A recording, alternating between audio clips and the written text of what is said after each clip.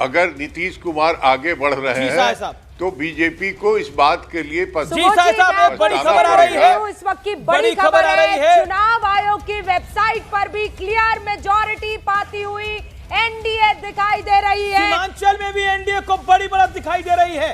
सीमांचल में महागठबंधन 12 सीटों पर आगे है, लेकिन सीमांचल की 37 सीटों के रुझानों में एनडीए को बढ़त है। ये वो इलाका है जो मुस्लिम बहुल्य इलाका है, मुस्लिम आबादी घनघोर है, ज्यादा है, वहां पर भी बीजेपी को बढ़त दिखाई दे रही है। मुख्तार अब्बास नकवी, इसके मायने क्या है? सीमांचल के इलाके में भी बड़ी बढ़त दिखाई दे रही है। मुख्तार अब्बास नकवी के पास बाद में जाएंगे, लेकिन पहले आपको बता देते हैं इस समय की ताजा अपडेट ये है।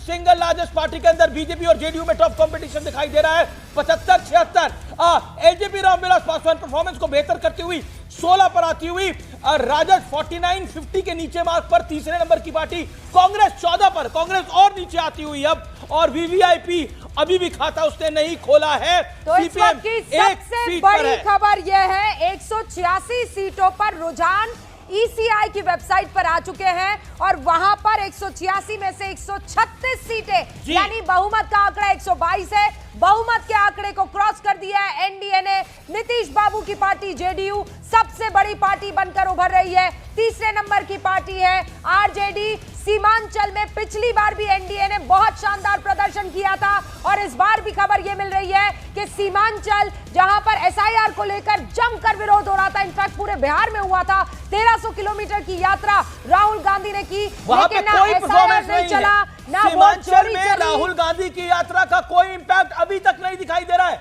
ये लगभग 2 घंटे की काउंटिंग है। संजय सिंह, अनंत विजय आपकी बात आता हूं। अनंत विजय, इसके मायने क्या है? सीमांचल में राहुल गांधी ने यात्रा करी, उसका कोई इंपैक्ट नहीं आता हुआ दिखाई दे रहा, और राजद नंबर तीसरी पार्टी के लिए लड़ाई लड़ती हुई।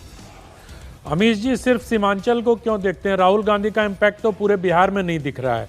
तो राहुल गांधी राष्ट्रीय नेता, उनको एक छोटे से इलाके में मत समेटिए। मेरा आग्रह ये है कि उनको पूरे बिहार में उनका नेता है जी, सीमांचल में उन्होंने यात्रा निकाली थी, इसलिए बोली है। मैं कह रहा हूं कि पूरे बिहार में उनका कोई इम्पैक्ट नहीं है। कांग्रेस पार्टी ने बिहार में एक नॉन मुद्दे को मुद्दा बनाया और उस मुद्दे में तेजस्वी यादव को अपने साथ लेके तेजस्वी को भी फंसा दिया।